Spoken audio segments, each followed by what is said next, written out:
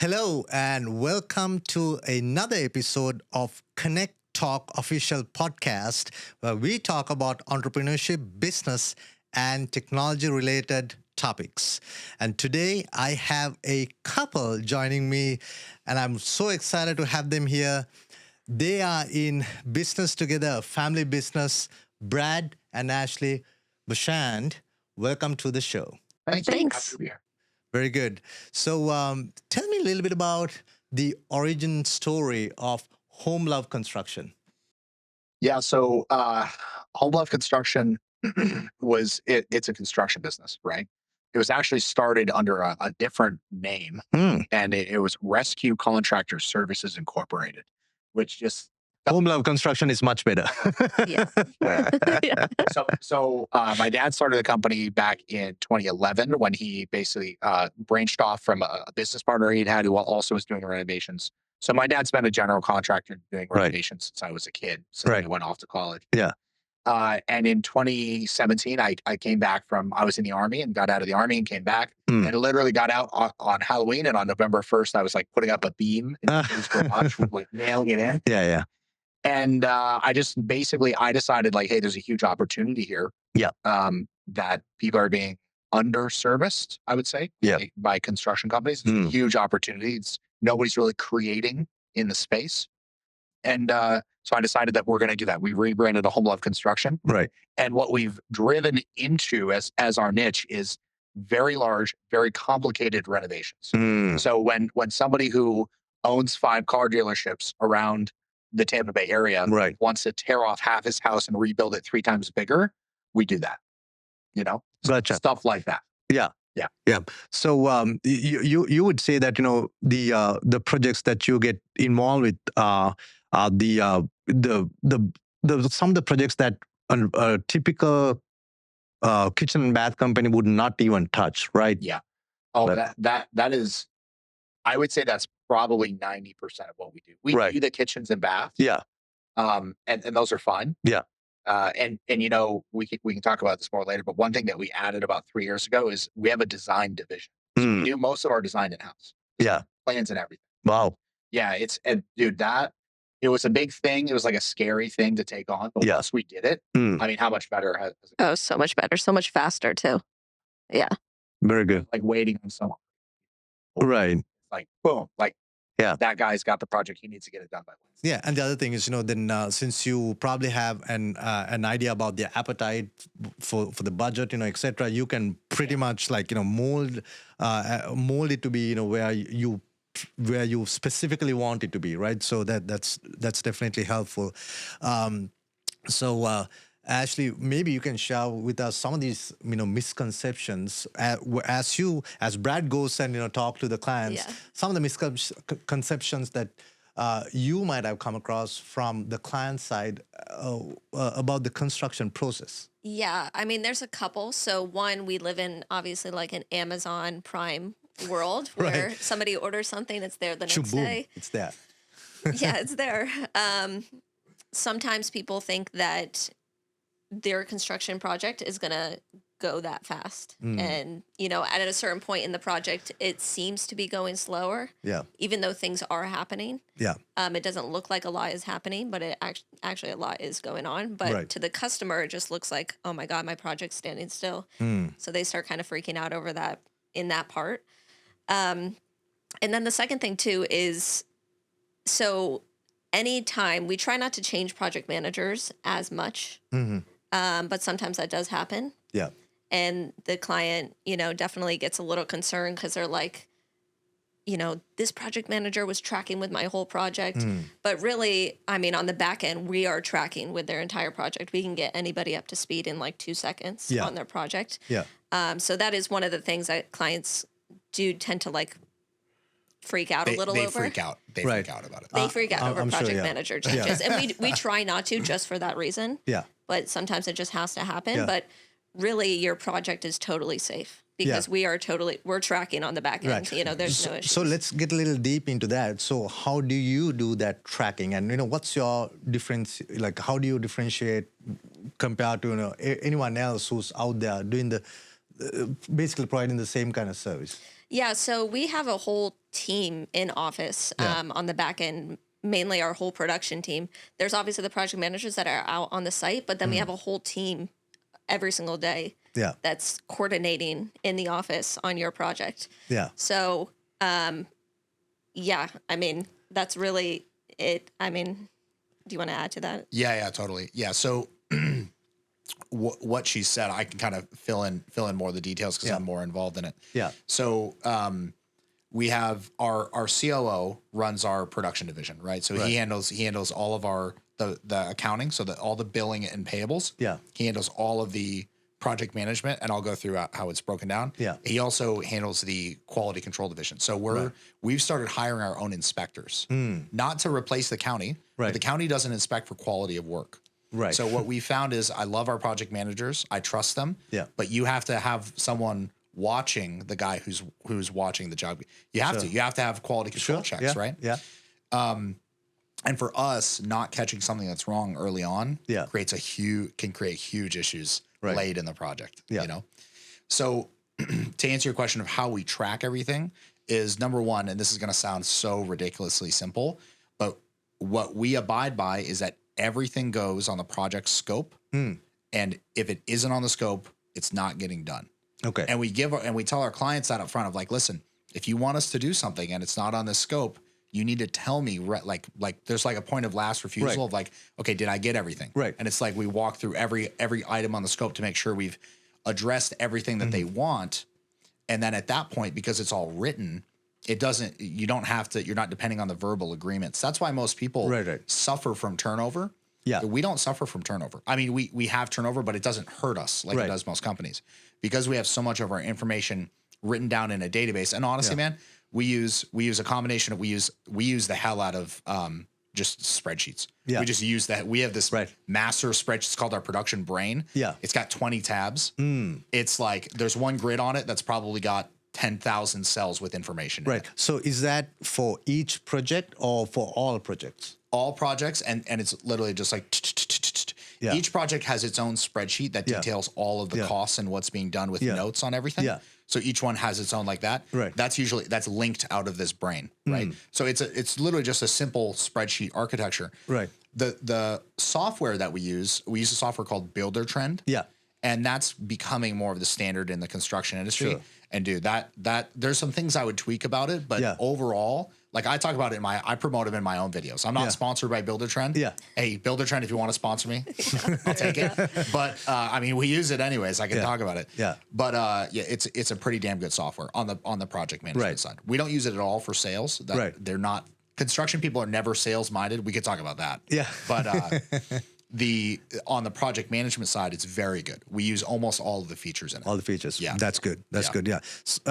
Mainly, if you have access to a good piece of software and you keep on using it, that's going to make your life so much easier, right? Dude. So there's nothing wrong with using a spreadsheet. And I sometimes prefer spreadsheets as well, based on the situation, right? Yeah. But in long-term projects, right? When projects are long-term, and in the long term, when you want to, go back to something, if for whatever reason, if the spreadsheet is lost, or it's corrupted, and you don't even know what the link is to the Google Sheet, for an example, right? Then it becomes a huge issue just finding that information, right? So it can be, when I say long term, it can be three months, like you're just looking at 3 months, and then you have that issue, right? So you just don't want to put yourself in this situation. You know what? One crazy thing, you might have something to say on this, Ashley, but one crazy thing that we've run into is the problem from deleting old employees' emails. We almost can't delete their emails because of ownership of different documents. Yeah. So we've had to get really specific on this person will own all of these, like somebody who's like a key executive who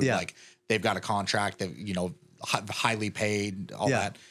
Like that person will own all of these things, right? Yeah. Because if the person lower on the organizing chart goes, right, which happens, you have an every turnover on the more lower positions. Yeah. All the stuff that they own, if we delete it, it's gone. Like you said, It's gone. Yeah. we can't have that. Yeah. That is a problem. There's been so many times where I, go to delete an employee's email, and then a week later somebody's like, oh my God, I need to get into their email. Usually it's me. Thank God there's like a 90-day, like you can retract what you did. Right. So I've used that option many times. I'm like, but now I just don't even delete. I'm like, we just leave the email, Leave it change as the it is. password. Yeah, just get a forward going on, right? Yeah. There is a fix to that, and we need to handle it. So we'll work on that. But Yeah. So seems like Ashley, you're putting out a lot of fires, right? And this happens, Yes. right? Yeah. So, and you as a family unit, you put a lot of fires out during the day, right? Right. And then you come home in the evening, Yes. and then you are trying to get into your family life, right? Yeah. How do you kind of, I mean, is it like a mindset shift at that point, going from, okay, this is work and this is now it's family time, or is it no, it's work is in the family, it overlaps and there's nothing we can do about it? Yeah, work is definitely in the family. Yeah. We talk about work. We talk about the family at the same time. They kind of just seem very interconnected for us. Yeah. Like us working and building home love construction is for our family. So Right. we have no like separate time. It's just all together. All Sometimes together. we're working at home with like the baby running around. So Yeah. So a lot of families who are in business together, they run into the issue of the work, whatever I guess the feuds or the little arguments that you had during work. I'm sure you guys have had many times where you bring it home, right? You just it just happens. You bring that home, and then how, like, if you can share maybe some tips and tricks to other couples who are in business together. How do you run a successful family life, and how do you maybe basically put a barrier between that work arguments, and now we are home, and now we have to deal with running the family. Do you have any tips and tricks that you can share with other couples who are listening in or watching this show here? Yeah. I saw you taking a couple of breaths like you wanted to respond. I mean, I think at this point I've learned, because I used to kind of try to hold off, like we would have a disagreement at work or at home, wherever it was. And I would just try to be like, okay, I'll just leave it. We'll talk about it later. Now I don't do that. Like we talk about it right then. We handle it right then. So then the rest of the day doesn't have to be surrounding that. So I just don't leave until we handle it. That's a good way of doing it, right? So there's that saying that couples who are not in business, right? Couples should not go to sleep when they have an argument. They should solve that right before you go to bed, right? Yeah. So I like how you handle it, where you take it. Yeah. Even few steps back, we are not going home It's like, until we solve this issue, right? It's almost like we're not even leaving the room. Like we're not leaving this conversation until this is sorted out. Yeah. And we're super busy, so it forces us to handle the thing like really fast because we have places to be. Yeah. So, Yeah. And the thing that I was thinking about as you were asking that is we kind of like, so the barrier for us, there's not even really a barrier between work and home. Yeah. Because for us, like everything in our lives has to mesh together. Yeah. And if something doesn't mesh, we don't do it. Right. Like can I give the cats example? Oh yeah, go for it. Like for example, we had these cats that we rescued from. Actually, they wound up in a house that we demoed out somehow. It was like county. It was owned by the county. It's a weird situation. Yeah. And there's these kittens there, so we took them home and we had the cats for like 4 years. And then at a certain point, I just realized, I was like, wait a minute, these cats are not adding to anything that we're doing. They're actually taking away from everything that we're doing, because we're having to come home to fix messes. We're having to our furniture's getting torn up. Yeah. Like they wake the kid up. Yeah. So I'm like, the cat's got to go. So we rehome them. Right. Yeah. But it's like everything meshes or we don't do it. And so that brings work into the home, but it also brings home into the work. Yeah. Like that's the thing that people don't ever talk about. I feel like they're like, oh, you take your work home with you. I'm like, yeah, but I take my home to work too. Like there is a flip to that of like bringing your work home. Right. Does that communicate? No, it makes perfect sense. It makes perfect sense. For me, it makes work way more fun. Yeah. And it's not weird when our 1.5-year-old is at the office. Right. It's like expected. Right. Yeah. Right. And I mean, I've been to offices and I've been to places of work where they have kids. Sometimes they have a couple of dogs, running around, and it's not from the it's not the owner's dogs. It's some employee brings their dog with them, and they just sit in a corner. They're fine, right? So we live in this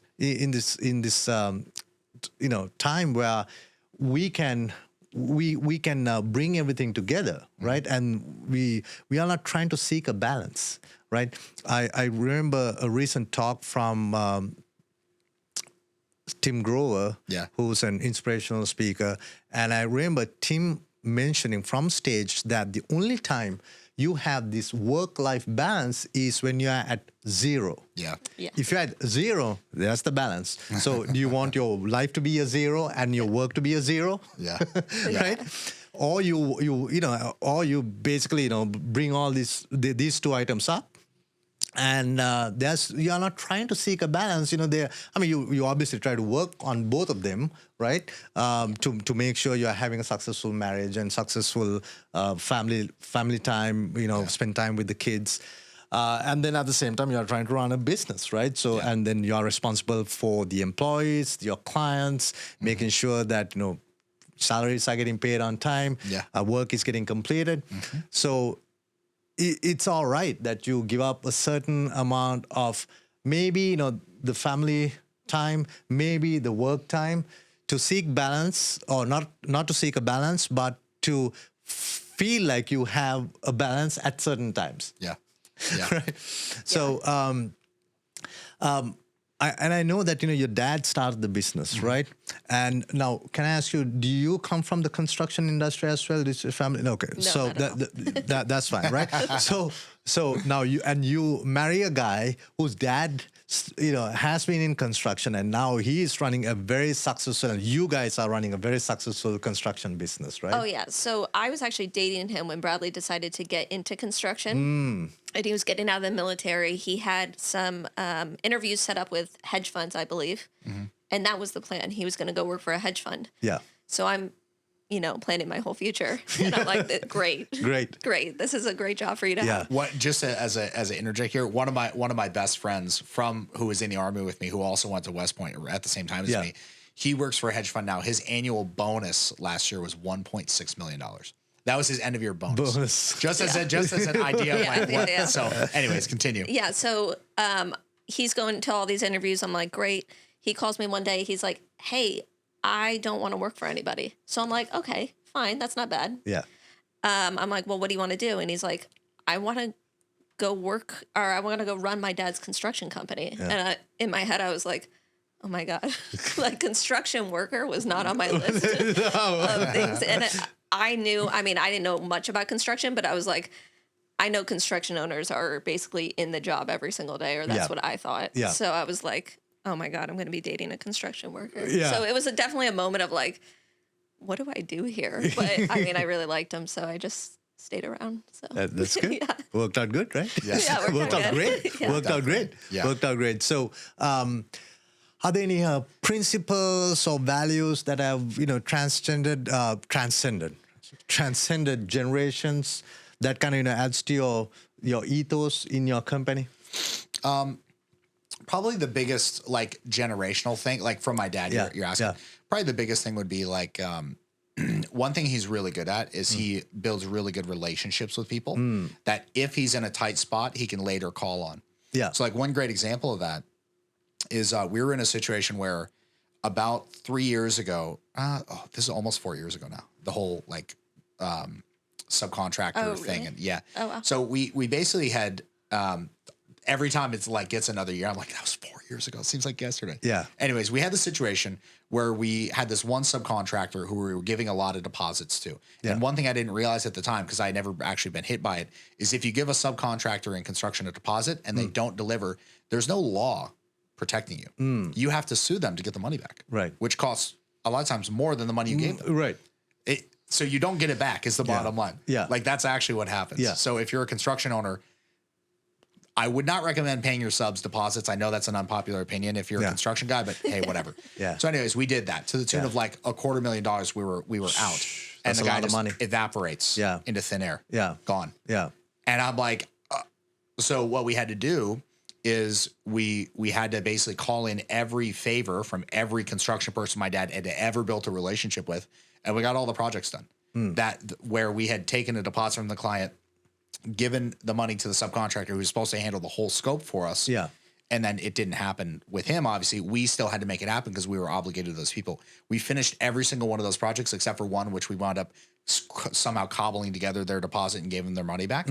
But it was literally through having strong relationships with people to where we had never, ever, ever screwed any of these guys over as far as not paid them or not like it or like not giving them an opportunity to fix their own work if there was like an issue, and we never like, you know, like came down on them like really hard or anything. So like building relationships with the people that you work with and having long-standing relationships and always paying your bills. Dude, I can't even tell you how many people are like, oh yeah, Home Love, at least with you guys, I whatever else may happen, because construction projects cannot go smoothly. They're like, I know where I'm going to get paid. Like, so just that little thing alone, and it might sound like, oh, so obvious. You'd be surprised at how many people don't prioritize that over like everything else, you know? So that's like hitting your obligations, like hitting like to the T is, for me, that's really important. That definitely. So what you're saying is, you know, there are a lot of folks out there where they will subcontract work out, but, you know, they wouldn't pay the subcontractor. Absolutely. That's how I would say probably, I'm throwing a number here, but this is an educated guess. I'd say probably 20% of I'm not saying the average contract, but maybe 20% of contractors probably do that on a regular basis in order to increase their profit. Oh, wow. So it's business theft is what it is, but there's no law about it. Like it's actually kind of like it's called a civil matter. You know, if you call and say, "Hey, I was defrauded," they're like, "No, that's not fraud. That's a civil matter." It's you go to civil courts, right? Yeah, that's right. That's right. So, and we don't do that. We don't. It's like, okay, well, we'll learn and do better. There you go. You know, so you're setting an example, which is fantastic, right?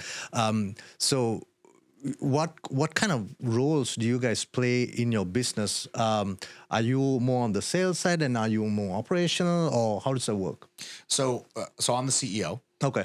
And we have basically three major bins of our business. Ashley runs one, which, do you want to talk about your role? So I'm the chief communications officer, and I run our Div 1 and Div 2. Our Div 1 is personnel. Okay. So handling all that. That is most of my attention goes there. And then I also handle Div 2, which is our marketing. And Brad is very involved in that one on a day-to-day basis. So and so that's one piece. We have a lot of different divisions in our company. We actually have 10 different divisions of our company. And so like she handles the personnel and the marketing.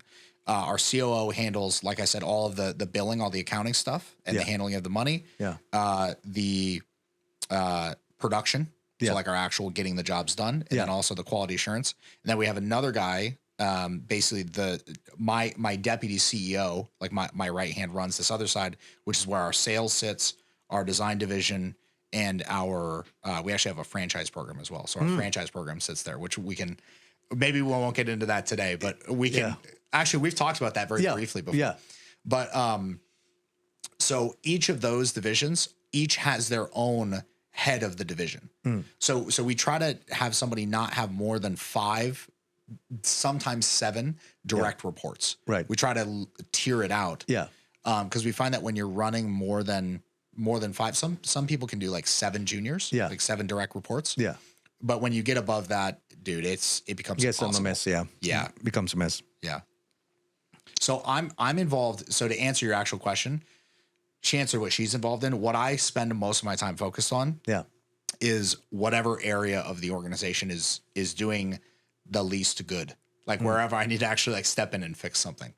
And then my job literally on a daily basis, as I see it, is to demand production out of the people in the company. So I don't typically see clients like really ever, except as like a gesture of, hey, I want to come see you. I want to, I don't go on sales calls. Right. I walk projects relatively regularly because I like to see what we're doing. Yeah. But my job is to demand production from the people who we pay to produce. Sure. Yeah. Yeah. No, that's important. Yeah. That is definitely important. One of the things, which we like to ask everyone who comes on this podcast is, you obviously have been running a very successful business, right? And to get to this level of success, you need to have some daily habits that keeps you focused and healthy at the same time, energized, right? So are you able to share some of those daily habits? So maybe, someone who's listening in can pick up one of those and, basically make their life better as well? Yeah. I mean, for me, I wake up most mornings at 6 or a little bit before 6 a.m. and I work out. It's the only time that I have to work out. But even if you don't have a lot of time, you should definitely be getting that in somewhere. When you say work out, how long do you work out? I work out 1 hour with a personal trainer. And I use a personal trainer because I need somebody to be accountable to. Sure. So that's also my successful action with working out because I don't really like working out. Nobody does. Yeah. Having somebody there that I have to go meet, I'm going to wake up and go and meet them. I'm not going to leave them hanging. So definitely that. At least I go to bed now super early. I think it's great. Yeah. I used to protest that a little bit, but now I'm like, this is amazing. I wake up super early. I'm very energized for the day. Yeah. And then just continuing to do like self-enhancement things, on your free time rather than like just watching TV or just doing something that really doesn't help you, go read a book or go like learn something about yourself that can actually help you and keep going. Yeah. So, yeah. Yeah. That sounds fantastic. How about you, Brad? Yeah. For me, I probably,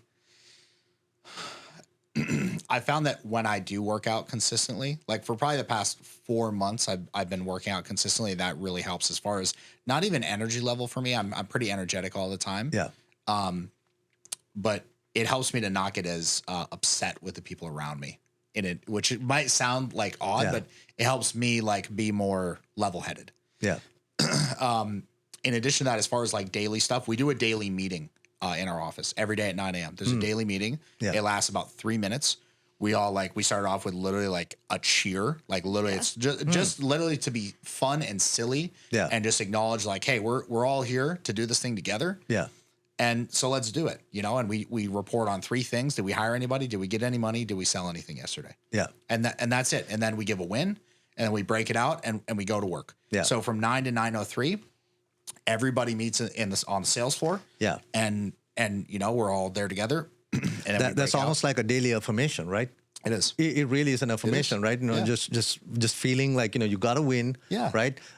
We did something great yesterday, right? And here's our day plan out, and this is how we're going to go out and win, right? Yeah. Win the day. Yeah. And it's the plan is very gentle. Like it's not even very super tactical. So everybody kind of knows. Another thing is we watch. We call them statistics. Some people call them KPIs, different things. We watch those like hawks. I do, at least. I watch those like a madman. And we graph. We have over 200. What do you watch? If I can ask you, what are like the top 3 things that you watch? So I watch probably every 8 hours or so, I check what payments have come in so far this week. We have a log where I just see every payment. We can see every payment for the past 5 years. Sure. So I see what payments came in because we get paid on milestones, which lets me know if jobs are moving forward. Yeah. So I keep a very close eye on that. I watch the number of leads, so the number of inbound calls, right? Yeah. Hey, new projects. Yeah. That very important marketing statistic. Yeah. I watch our total reach. Yeah. Like across all our social media platforms, like how many people did we reach? Yeah. Right. And then from there, my focus kind of is on a turnabout basis between our plumbing division, which it's in its infancy right now. We only have 2 vans, right? Maybe we'll do 10K a week or something like that in plumbing. Yeah. So where I'm having to give that a lot of breathing life into it. Yeah. We've got some amazing people That's going to be an awesome business. And in a couple of years, we're going for 1,000 plumbers. Nice. That's a target. It's a big target. It's a good target. Yeah. And then the other thing is like, dude, I read like a madman. I read like a madman. I just finished reading like a 600-page book. I read it in 10 days. Wow. Well, so which book is that? It's a book on the mind. Okay. So, but it's like the Elon Musk biography. Have you read that? The new one? Not the new one. Oh, dude, you have to read it. Yeah. Any entrepreneur, the new Elon Musk biography, it is a must read. Like it literally should go on school curriculums. It's that good. It's literally like, how do you make something amazing happen with your life? It's literally like a how-to guide. Right. It's so incredible. I've read that book 3 times. Very good. It's like a 40-hour book on Audible. Right. Yeah. When Bradley starts reading a book, by the way, that he loves, he keeps his AirPods in, and we basically don't talk for however long it takes him to read this book. Until the book's At done. night, he's like laying down. Sometimes I'll be talking to him thinking he's listening to me. He's totally not listening to me. He's just listening to the book. I'm like, okay. Yeah. But Very, very, very good. So what advice would you give anyone thinking about joining a family business or starting a family business? I mean, bottom line, do it. You know, there was a point in time where I went to go get another job. I tried to work for another solar company. Right. And it just felt weird. It was like, you know, you're supposed to be building something together, you know, so it just felt wrong for me. I ended up joining Home Love Construction, and it felt so right. You know, because our work and our family are so connected. Yeah. So yeah, I definitely think do it. That's a great answer. Yeah. So, Brad, what do you think about Ashley's answer? I mean, I think it's honest. Like the thing that you want me to talk about the question or just her answer? I mean, you can talk about the question. You can talk about her answer.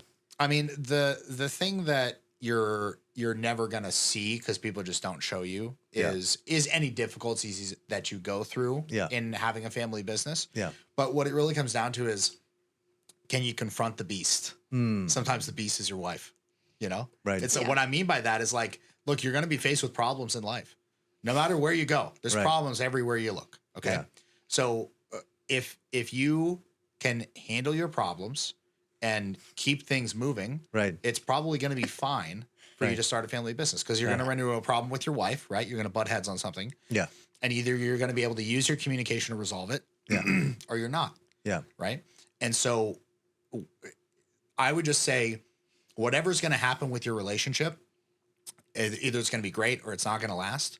Like, cause it's kind of, I mean, you can have kind of an in the middle. Yeah.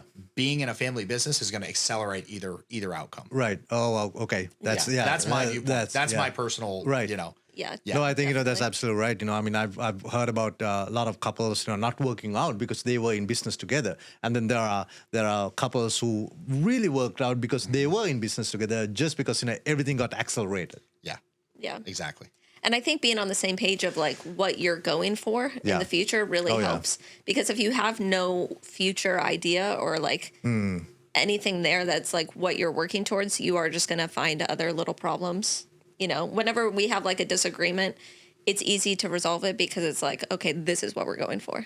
Right. Like, and this problem is not going to get us there. Yeah, there's that big picture. So focus on the big picture versus this little problem, which is just a distraction. Yeah. Right? Yeah. That's right. Yeah. Exactly. So we had a great discussion, and I want to ask you, Brad, if someone wants to get in touch with you, what's the best way of doing that? Yeah. I mean, the best way we're all over all social media. I mean, if you literally type in Home Love Construction on Google, you're going to get our Google listing, our Facebook, our Instagram, our Twitter, our X, whatever it is. Yeah. You can literally hit us on any social media platform. We watch all our inboxes.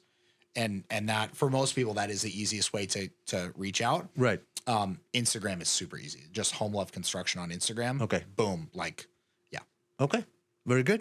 Yeah. Thank you. Yeah. We so during today's discussion, we touched a lot of great topics around construction industry, and you guys, how you are in construction and how you run a successful family life, right? So Brad and Ashley, thank you so much for your time today. I really appreciate you, and I'm so excited to give this episode to all our viewers because there is so much of great content packed in here. Yeah. Thank you again. Thank you very AJ. much. Yeah. Great job, guys. Yeah. Thank you, man. This is Good great. I work. love this format. Yeah, work. this is This is awesome. great. Yeah. Yeah. I'm so glad you're doing this. Yeah. Yeah. I'm too. And you're really good at this too. Oh, thank you. Seriously. And you guys were great guests. Thank you.